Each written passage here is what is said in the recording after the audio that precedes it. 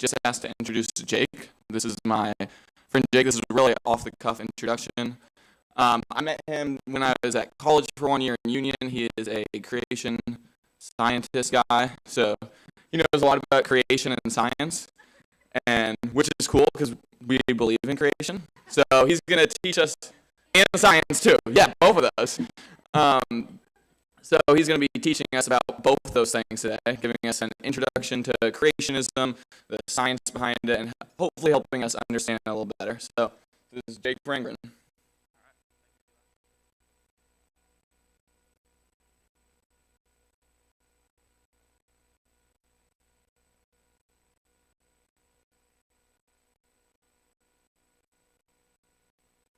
All right, I did my part. Okay.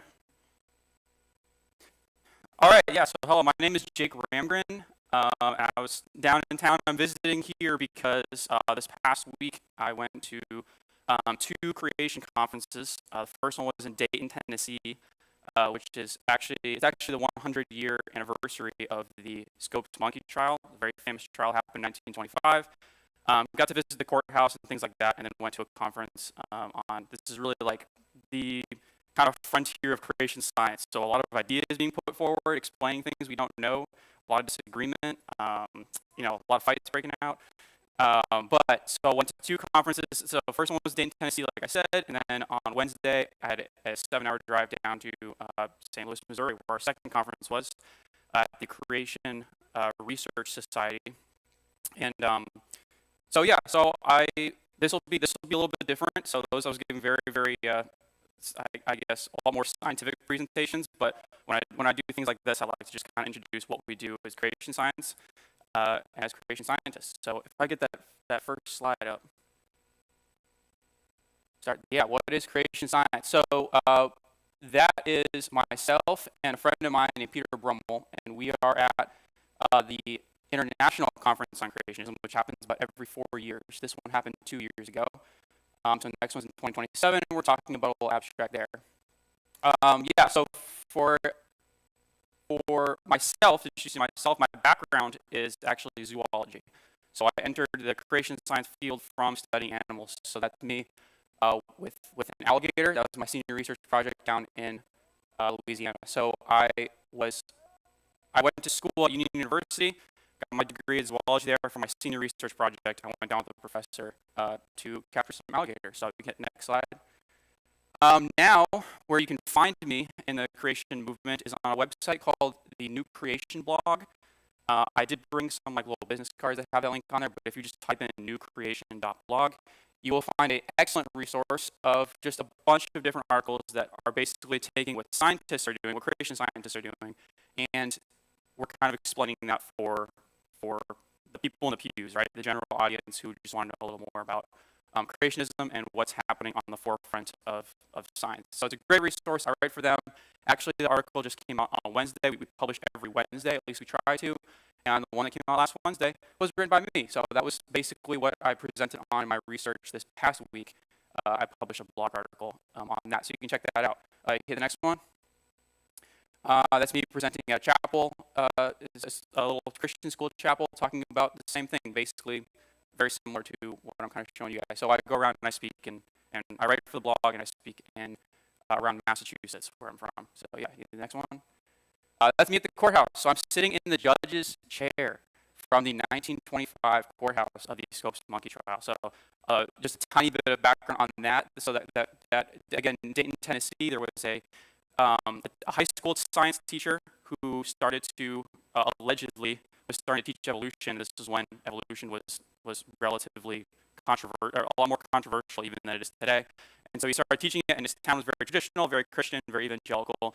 And so they decided to have this big trial. They sued him for teaching evolution in school. And they had this really, really big trial, and they got very, very famous attorneys. William Jennings Bryan, who was a presidential candidate 3 times, he came down to prosecute. So he's going to defend the creation side. And then Clarence Darrow was a very famous attorney at the time, and he came all the way down to defend the defendant, so to defend the evolution side. It was a really, really good trial, very, very famous, and they got really the two famous names that kind of put Dayton, Tennessee on the map. It was a little bit overblown. They made a play on it called Inherit the Wind and a movie based on the play too. So it was very, very exciting for me. It's kind of nerdy, but to go around the courthouse, it's kind of just the way it was in 1925. I got to sit in the judge's chair and sit in the witness chair and all of that. So yeah, we can move on to the next one. And there's me and my colleague acting out a scene from the play. So William Jennings Bryan is me, and so I'm the one crazy. And so the crazy thing about the trial is it ended with the defense attorney, because he was a pastor and a biblical expert. So Clarence Darrow actually put him on the stand. So he was the attorney, and they put him on the stand as an expert on the Bible. So very, very dramatic, and he was not happy about it. So that's where I'm trying to convey with my portrayal. And in real life, William Jennings Bryan did die about like a year after the play, or after the events of the trial. In the play, spoiler, he has a heart attack and dies on the stand because he gets owned by this evolution guy. So I remember reading this. You're supposed to read it as like a pro-evolution person and an anti-Christian person. Very, very anti-Christian play. And I remember reading this, and I was like, look, I don't like the Christians in this play. They're like horrible people.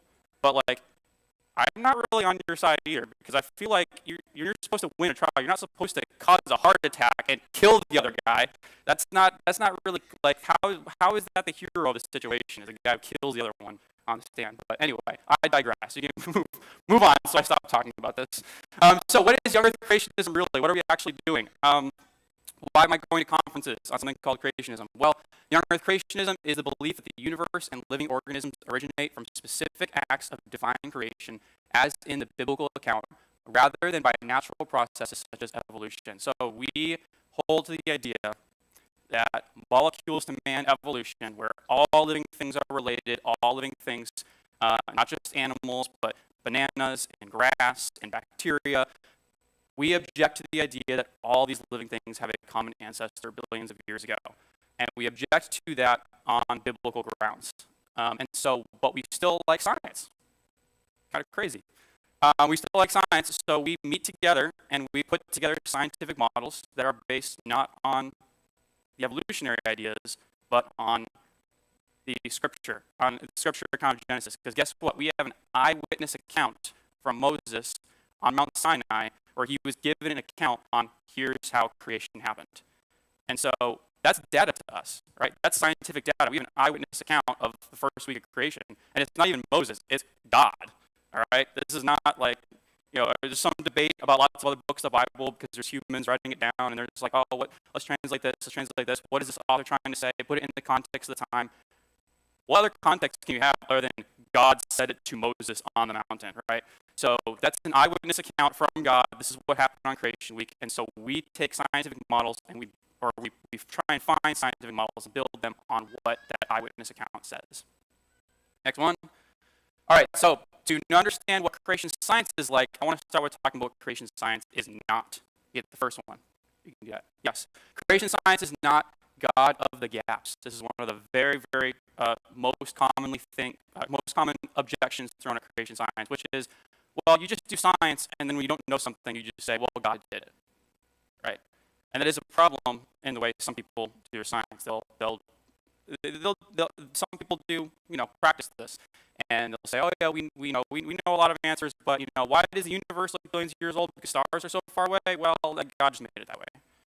Right? And so that is a problem in some circles, because when you just say God did it, it kind of stops your science in its tracks, because you're no longer actually exploring the universe. So we try to avoid that.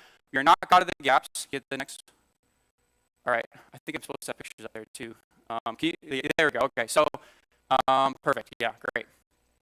So we're not God of the gaps, and to demonstrate that, I wanted to point the bottom left picture there.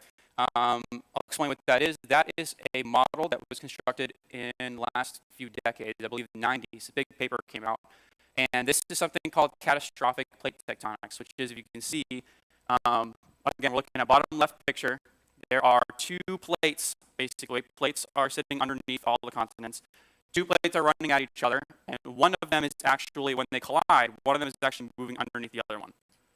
And when one of them moves underneath the other one, there's all this lava and volcanic activity happening under the top layer. So the bottom layer goes under and pushes that lava up and causes volcanoes to happen. Now, plate tectonics was constructed by, well, I'll say evolutionists. They're really called uniformitarianists, which is like the evolution version of geology. The millions and millions of years of geological structures. They came up with plate tectonics, but we came up with something called catastrophic plate tectonics, which basically says this happens way, way faster than they think, and it all happened during the flood. So instead of continental drift happening over millions and millions of years, moving at the same rate as they do today, we're saying there was a big continent during the flood, and after the flood happened, it pushed all the continents apart really, really, really quickly. And then they've slowed down to the rate that they're at today. Right? So a big assumption of creationism is things change a lot, all right? Because there are divine acts that are put into creation, like the flood, and it changes everything. The flood changed everything. But the uniformitarianists, what the word uniformitarianist means is we believe things have always happened the same way they do today, which is interesting. So if you know your scripture really well, there's a red flag in your head because there's a verse that says, in the last days there will be people who say, everything has happened since it did the same way from the beginning, right? And that's exactly what uniformitarianism means. So they're saying it's always been this slow, and we're saying, well, if there's a giant worldwide flood that wiped out all things, those plates are actually moving apart, those continents are moving apart a lot faster, and then they slow down over time. So we're not God of the gaps, right? We're not just saying, well, God did it this way. We're actually looking at what creation is telling us as well, and we're building models, again, based on the account that we have in Genesis. All right, we are not all the answers to the tough questions. This middle picture was a very, and I might be shattering some lives here, but this middle picture was a very, very popular theory called the vapor canopy theory, which basically said that when it says God separated the waters, he actually put a layer of water in the atmosphere, and that's the water that came down during the flood, like the rain that came down. And there's a whole idea that there was more, that the water concentrated all the oxygen, made everything a hyperbolic chamber, and that got lizards to grow into dinosaurs and made people live really long. Really, really cool idea, all right? There was a book a little while ago that kind of kickstarted the creation science movement that was proposing this. Really, really cool idea, but unfortunately we are not all the answers, and unfortunately we do get some bad models and we have to move on from them. Now, it was a great model in its time, but it turns out when we actually modeled it on computers and said what would happen if we put water in the atmosphere, they started to put a tiny bit of water in the atmosphere, and this very, very modern computer model, and just putting a little bit of water in, basically concentrated the oxygen so much that everything burned up. So did God put a water? I mean, you know, that doesn't seem as likely now. So a lot of creation scientists have abandoned this idea, even though a lot of churches still hold to it because separation of water sounds really nice in this view. But we would recommend this model doesn't really work very well and kind of just sets the world on fire. That talked about global warming. So we're not all the answers. We still have questions. All right, we still have a lot of questions. I know the big creation organization is called Answers in Genesis. I would hazard to say we're more like questions in Genesis. All right. So yeah, we're not all the answers to the tough questions, but we're also not anti-theory. This is the one that really irks me, is when people say, "Oh, you're just an anti-theory. You're built your whole thing on just not liking evolution." All right. Again, some people kind of sound like that when they do their creation science, but we're not that. We're not just tearing down evolution. All right. And I think I've shown with the catastrophic plate tectonics idea too. We like to build our own models. So the bottom right here, this one's interesting. This is something that was constructed, again, a few decades ago called the log mat theory. You ever wondered this? When the ark lands on the mountain, all right, you all believe the flood was worldwide here, right?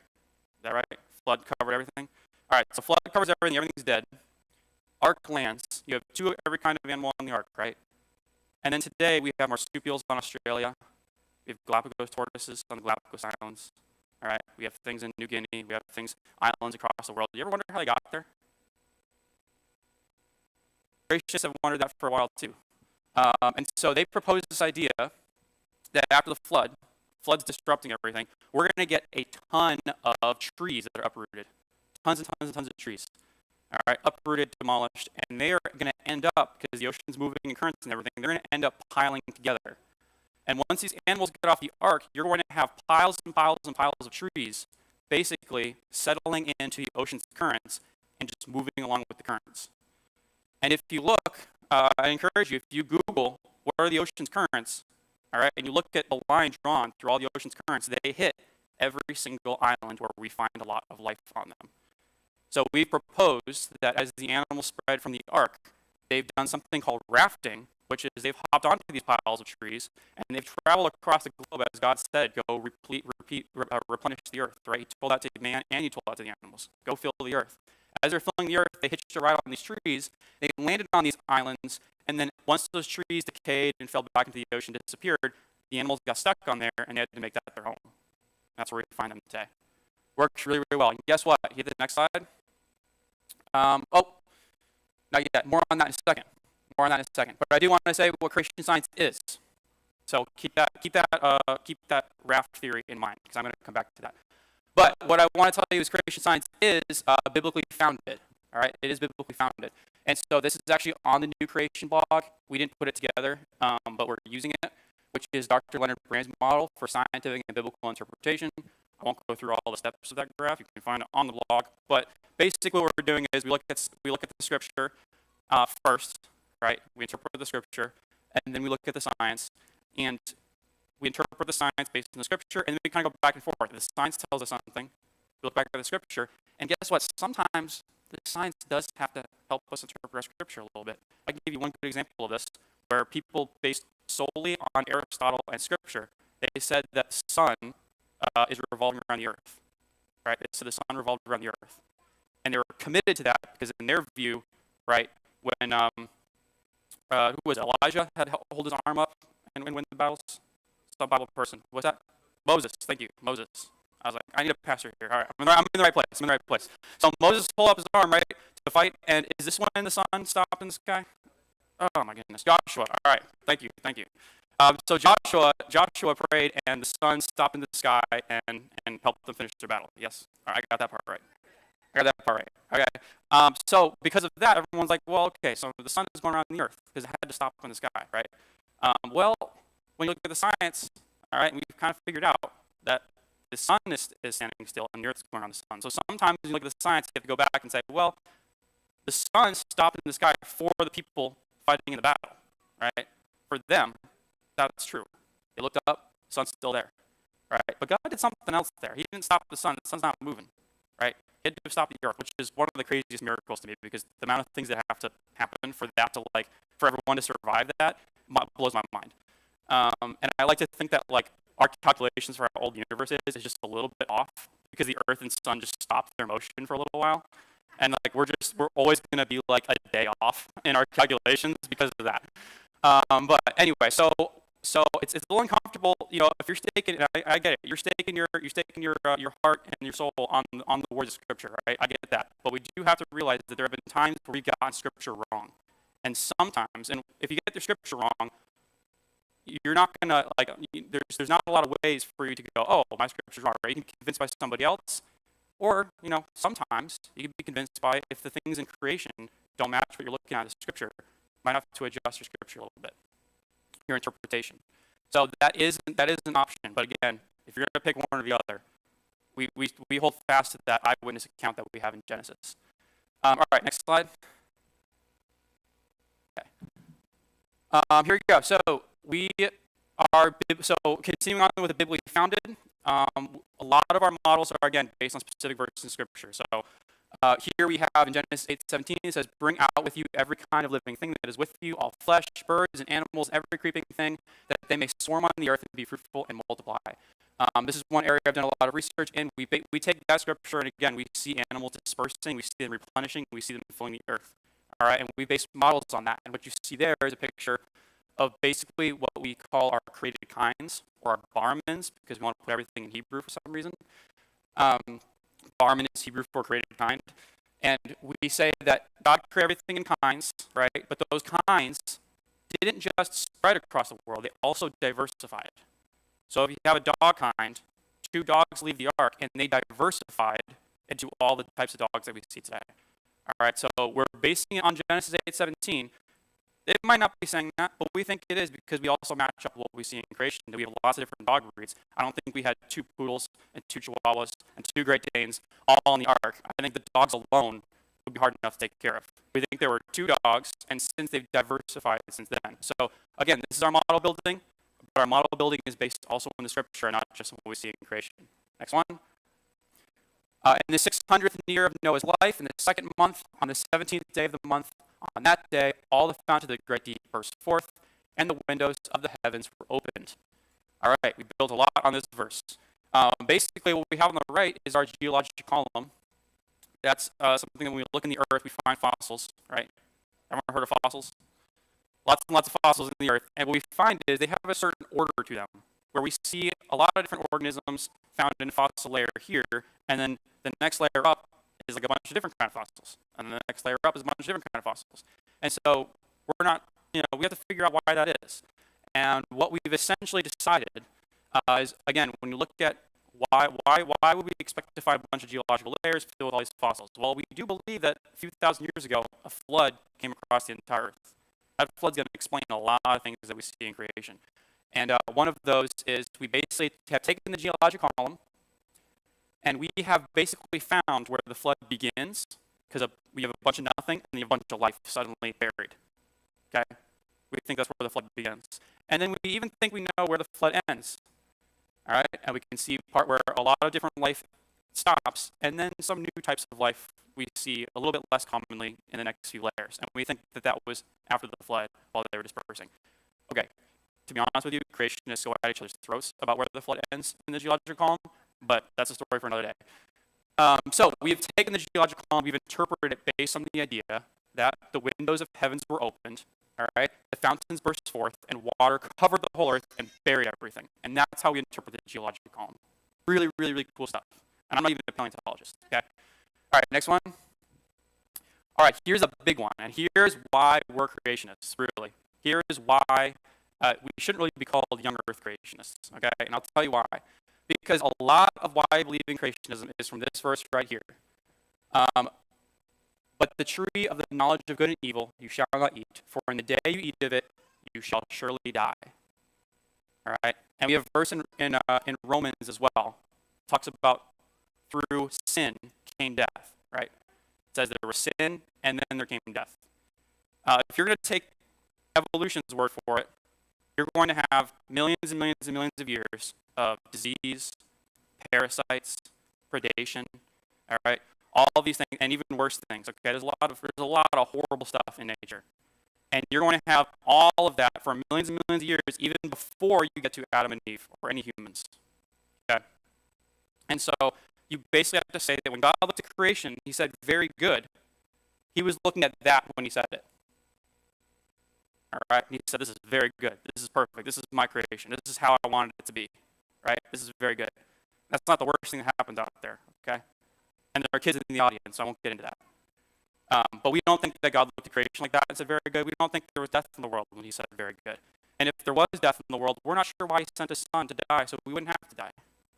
Because that's how he created it. Right? So that's where we really stake it. So when we meet together, we say, look, we don't have all the answers to creation science, but there's one talk like that in my first conference. A couple of talks about this. They said, look, we don't have all the answers, but the theistic evolutionists, people who are Christians and believe in evolution, they're writing books. All right, there are multiple books that came out this past year on why creation is not fallen. They don't believe creation is fallen. They think this is exactly how God wanted it to be. All right, and the more we dig into nature, the more we realize nature's scary. All right, it's pretty horrific things that happen there. So theologically, all right, the science we can debate. Theologically, young earth creationism is the way to go. And this is why I say we shouldn't be called young earth creationism, because we're not really staking our hill. Like, we're not dying on the hill that the earth is 6,000 years old. And if you don't believe the earth is 6,000 years old, you're crazy. Who cares how old the earth is, right? But if you're going to tell me that God created nature already fallen, and there's some people out there who are saying, like, that, like, people were born to sin because they inherited it from their primate ancestors, all right? So we had these monkeys, right? And they were evolving, and the first humans that came in, they only sinned because biologically they were predisposed to sin from their primate ancestors. And by the way, primate ancestors, our primate ancestors, they killed their babies, they ate their brains, their own babies. Okay, they still do that. A lot of apes kill their own babies. So they're saying, well, look, we didn't sin because we had some choice in the garden, right? That's kind of a little bit of a fairy tale in there. We sinned because biologically we can't not sin. We inherited that from our ancestors. All right, next slide. I got to speed up here. Okay, so back to our log math theory. So the second thing creation science is model building. And I keep saying we're building models. What do I mean by that? Well, back to our log math theory, we based the log math theory, okay, on our scripture that's saying animals disperse across the world. How do they disperse? What if it was a bunch of floating trees that helped them get to all those islands? We built this theory. This was published in Journal of Creation 2014, but the idea was around a little bit before. You go to the next one. There might be some citations there. So Steve Austin in 1979 proposed the log math theory. Kurt Wise and Matthew Croxton improved it and published something else on it in 2003. So they proposed this. All right, next slide. Okay, this is a secular journal. All right, this is not a creation journal. And look at that, the ecology of rafting in the marine environment. Guess what year this was? Hopefully it'll come up. Next slide. Oof, almost. One more back. That should be 2004. All right. So 1979, not 200 AD. All right. They weren't thinking that far ahead. In 2004, some ecologists put together a paper and said, "Hey, you know how animals got to these islands while they were evolving? I bet they got onto there by some log mats. All right. So a turtle wandered onto a tree and kind of floated there. And actually, that sounds crazy, but we've actually seen a turtle will actually just put in its arms and legs and its head and just like hop in the water and it will just float to an island. So it's not crazy. But the point is, the rafting theory was published in conventional literature, but we got there first. That's a big step for creationists, all right? There are very, very few creationists compared to all the scientists who believe in evolution. They're building their models. We got there first. That's pretty cool. All right, next one. Okay, so quickly now, I speed through this. But I want to share with you 3 lessons I've learned from the creation movement. I've been part of the creation movement. Let's see, my first conference was like 4 years ago, so I think it's my 4th year. Going to these conferences, writing and everything. That was us at this past conference. This was yesterday. Aren't we cute? Yeah, so that was us. Next slide. So lesson 1, we don't know everything. I've already said this, but we don't know everything, and that's a good thing. That keeps us going. That keeps us motivated. That's really, really fun. That's what makes science cool, is that we can still find new things. Next one. All right, we don't know. We still don't really have an answer for how we have millions of species today. We went from 2 of every kind 4,000 years ago. It's not a lot of time. We went from 2 of every kind of animal to millions of species. All right, that's a big question mark. That's what my research is about, and I'll give you a snapshot of that in a second. Next one. We don't know why the universe looks really old. All right, we see stars from billions of light years away. It would take billions of years for that light to reach us. Why do we see that light? There's a lot of ideas out there. We don't know the answer yet. There was a talk on that yesterday as well from the girl who was in that last picture. She's our astronomer for the blog, and she has some ideas. She was kind of analyzing those. But a big question in creation astronomy is, why can't we see those stars? There's some really interesting ideas though. So check out our blog, I guess, and find out some of those ideas, because I'm not an astronomer. So next one. This is a panel of scientists. These are some of the leading creation researchers out there. They look very scholarly. The one on the far left, is the theologian of the group, so you can kind of tell. But this is a meeting of the Creation Biology Society, Creation Geology Society, and Creation Theology Society. And yes, we've all asked them to change those names. But they are actually debating what actually a created kind is. So they have a Hebraist. There's actually 2 theologians up there. The next guy is 2. So a couple of theologians and Hebraists. The guy in the middle is a biology guy. He's one of the leaders in the created kind of baraminology study I was talking about. He's like the guy who did that. The next guy is Kurt Wise, and the last guy is Matt McLean. He's our dinosaur guy. So guy on the right, Matt McLean. He's done some really good work with dinosaurs. So they're debating what created kind actually means in the Hebrew, because we don't know. Next one. And we don't know. We still have a lot of questions about the fossil record. All right, we have a creature there called Archaeopteryx. Looks like very reptilian, but also had some feathers and had some transitional features. So we've got to explain why some things look like they're transitional forms. All right, evolutionists can explain that, and we have some questions. I say they can explain that. There are modern birds we find even lower in the layer, so they don't really have all. They got some problems too. I don't know how they can explain that, but they have something that looks like a missing link, so they can stick that everywhere, and everyone's like, yeah, it's a missing link. Next one. All right, so snapshot. I'm not going to talk about all of those, but I'll talk about this one. How do we get so many variations in 4,500 years? I'll give you a tiny bit of what I presented on this week. Next slide. All right, so this is something I've been working on. A lot of scientific papers out there have proposed that every once in a long while, this is an evolution paper, all right? Every once in a long while, one species can turn into a bunch of species in a really short period of time. All right, and they said there are 4 causes of this. All right, there are 4 reasons, there are 4 causes that can happen. This happens very, very rarely, like every 100 million years or so. Suddenly, evolution speeds up.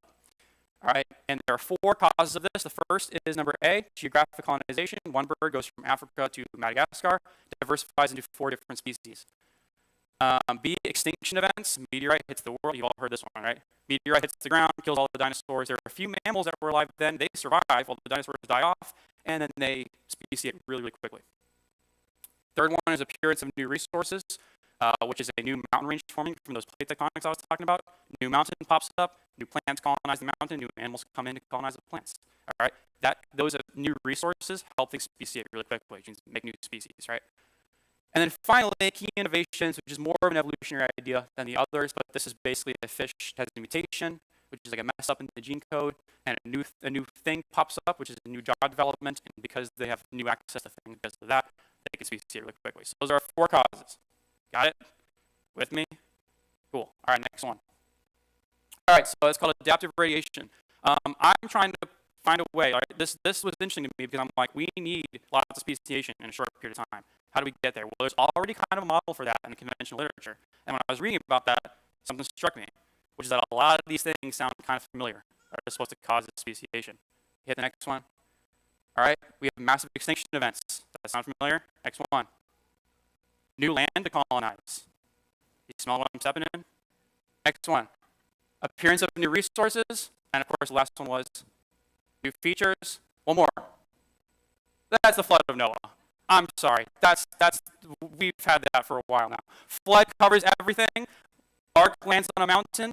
2 of every kind walk off. Are there new resources available to these animals? Is there new land to colonize, like a little bit of land to colonize? The whole world is new land to colonize. The whole world is new resources. Plants are popping up everywhere. Insects are finding their way in the post-flood world. So these 2 of every kind of animal are walking into what evolutionists would say is a hotbed for speciation. All right, that's a puzzle piece that fits really, really well. So I was excited about that, and that's kind of it's like a snapshot of what I was talking about this week. All right, next slide. All right, lesson 2. The theory of evolution, hate to say it, is pretty compelling, but the future of creation research is bright. Now look, I graduated high school. I was already into creationism. I was ready to go to college and prove all those dumb evolutionists wrong and show how everything that they have is false and all of evidence is bunk and that creation is the way to go. And I didn't even go to an evolution school, all right? I wasn't convicted by it. I went to a school that was open to creationism. But it's just the fact of the matter is, if you look at the fossil record and you look at animals and you can find similarities between animals, there's a lot of patterns that evolution does explain. So it can be very compelling to people. I just want you to understand that because you send your kids off to these schools, to any of these colleges, just know that they're not necessarily hardcore indoctrinating them. They're just going to teach what they have in their biology textbooks, and a lot of those patterns fit really well. That's all I'm saying. But future of creation research, we will be competing with their model someday. I know it because I know that this has to be the truth. All right, and so I think our models will compete pretty soon. Next slide. I'm going to have to speed through this, but carbon dating, if you have questions about carbon dating, see me afterwards. But basically, this is something evolutionists have explained very well. Carbon-14 decays into nitrogen-14. These are things, carbon-14 is in all of you right now. You have a little bit of carbon-14 and a whole lot of carbon-12. And when you die, just hopefully in the very, very distant future, your carbon-14 will start to decay and turn into carbon-12. This is going to happen at a very, very steady rate. Okay? Carbon-14 turns into carbon-12. And so if someone in the very, very, very distant future finds your bones and tries to see how old you were when you died, if they know how much carbon-14 you have and they know how much nitrogen-14 you have, they can figure that out. Okay? So, but it only works up to 50,000 years old, and here's why. After 50,000 years, there's so much decay has happened, right? The half-life is 5,700 years. So every 5,700 years, you cut your carbon-14 in half. So cut in half. 6,000 years later, cut in half. 6,000 years later, cut in half. After 50,000 years, there's so little carbon-14 left that we can't detect it. Now, it never goes to zero because you just keep cutting in half forever. But there's so little we can't detect it. And that's kind of a depiction of how they test it. Next one. Okay. So after 50,000 years, there should be no carbon-14. All right, this creationist, Paul Guillaume, I've never asked how to pronounce his last name, I probably should. Paul Guillaume did a study looking for carbon-14 in fossils, because guess what? If you find carbon-14, that puts a cap on the age of the Earth at about 50,000 years. Guess what he found? He found a whole lot of carbon-14 in every living specimen he looked at. By living specimen, it was living. It's dead now.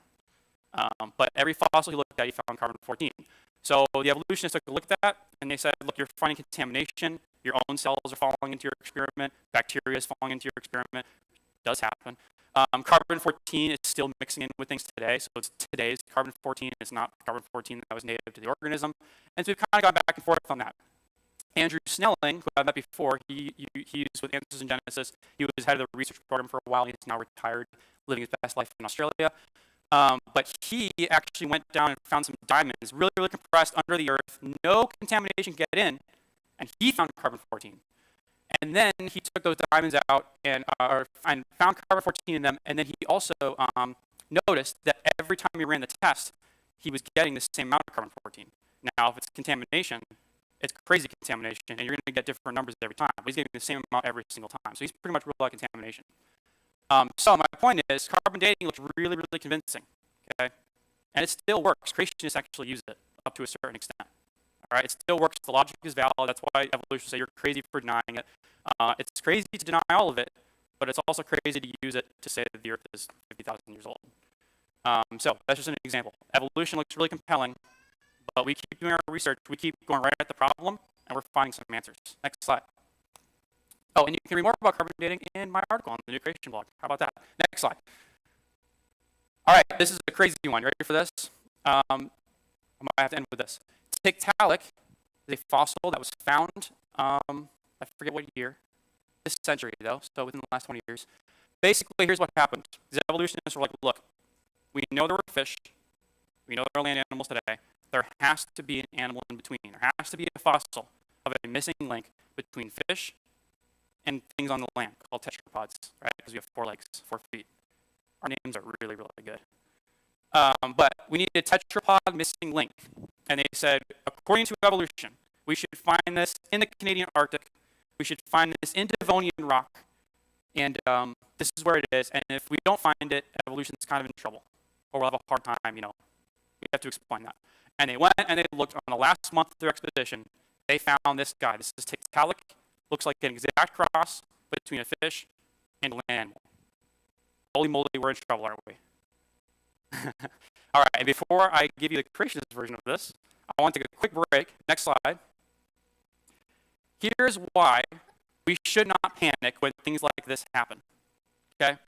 I'm borrowing some from traditional logic here. In logic, I know, complete 180 here. But in logic, we have something called syllogisms or arguments. And the most basic argument you learn, the first argument you learn in a logic class, and I was homeschooled, so I had a logic class, is modus ponens, which says if P then Q, P, therefore Q. If this then this, well this happens, so therefore this will happen. All right?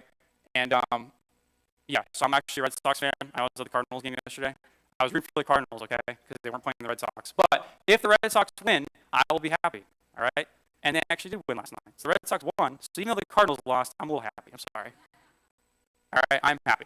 Totally valid. It's the first argument you learned. Next slide. Okay.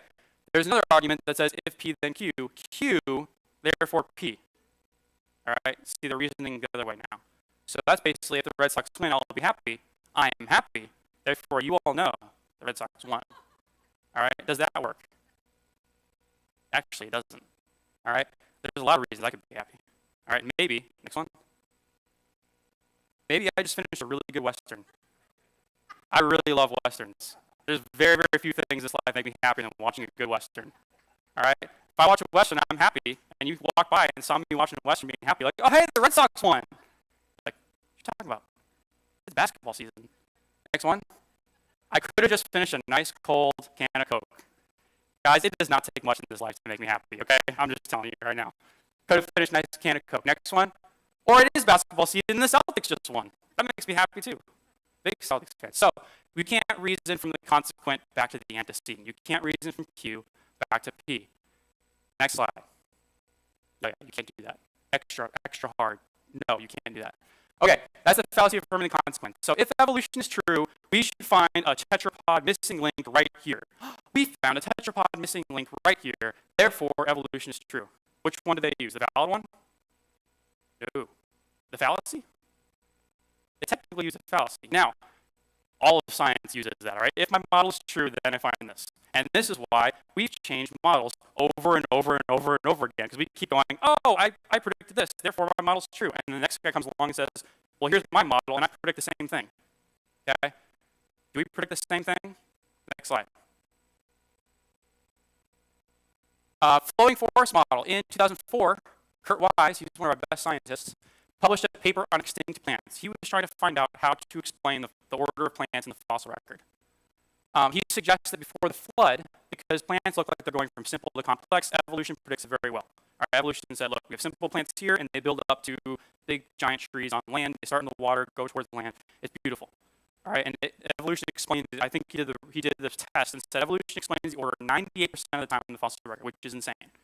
So he was like, all right, how do I explain the order of the fossil record for plants? He said, look, it might not be simple to complex. It might be more marine to less marine, and it gets even more onto land over time. He ran that and said, hey, look at that. 99% of my prediction fits too. So 99% creation, 98% evolution. Creation wins. That's not statistically significant. Okay, don't quote me on that. But he said, well, what does this mean? It means maybe there was something called a floating forest before the fall, or before the flood. Really, really cool. There was a whole continent that was just plants sitting on top of the ocean. Okay? And you would expect the plants at the edge of that floating forest to be more aquatic, and then as you get more and more towards the inside, you get to the land plants. And when the flood came along, it's going to eat things up from the ocean and the edge of the continent to the middle of the continent. And it's going to lay down layers, putting them most marine first and most terrestrial last. Right? Explain the record 90% of the time. Now, why am I talking about plants? Because we could also explain the order of animals from most marine to more land. And guess what we have right in the middle? We have a perfect environment, partially aquatic, partially land, where we could even have a creationist missing link, where we predict that an animal would live there that looks like it's perfectly adapted to living in the ocean and living on land. Tiktaalik is not an evolutionary link, guys. Tiktaalik is a creature that God designed to live in an ecosystem that is no longer around today because the flood wiped it all out. All right, floating forest model works. And he realized he wasn't even looking at Tiktaalik, he was looking at plants. And he thought, we have this big problem over here where Tiktaalik looks a lot like a missing link. But let me put Tiktaalik right here, and our model predicts a missing link too.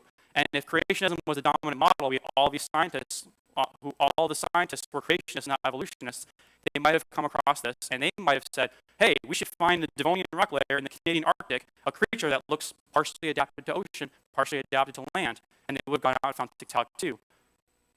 Right? Now, obviously it doesn't prove creationism because I already proved that argument was a fallacy, but you can see what I mean, right? All right, next one. Here's his evidence. So he found these new species of trees that look very, very marine. I left out these pictures, I'm so sorry. You get the next couple. There's the floating forest idea, and there's Tiktaalik again. So that's what the floating forest in the reimagination, that's in Answers magazine, that's what it would kind of look like. So Tiktaalik would have just lived right outside that big trees forest, but he's not living out in the ocean, he's not just swimming. There's a lot of roots and reeds and all sorts of marine plants that live there too. We don't have a ton of marine plants today, but we had a ton of marine plants in the fossil record, so it all kind of came together for him. Next one. All right. I'll tell a story really, really quick, because it's 10:15. Lesson 3, we must not fear the evidence because it can only lead us to the truth. I almost didn't include this story because I don't have Kurt Wise's permission to tell it, but none of you are going to bump into Kurt Wise next week, so just, yeah. Next slide.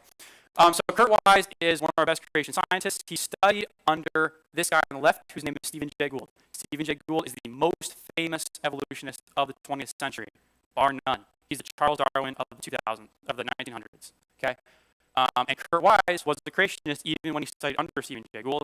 Stephen Jay Gould actually knew about it. First, he was really mad. Some students came up to him and said, "Hey, did you know he's a creationist?" And eventually he would tell the students, "Yes, I do, and I respect him enough to respect his dumb opinions." All right, so that's his kind of take on creationists. But Stephen Jay Gould, you can do one more slide. I think I have one more. Yeah, Stephen Jay Gould came up with this idea called punctuated equilibrium, because he was looking at paleontology, he was looking at the fossil record, and he said, look, evolution doesn't happen gradually, it happens in big leaps. So a bunch of nothing, and then evolution, and then a bunch of nothing, and then evolution. And the geneticists were like, what? But he thought that was true because he was a paleontologist. And so that's his theory. And Kurt Wise came up to him. Kurt Wise said, look, Stephen Jay Gould, Dr. Gould,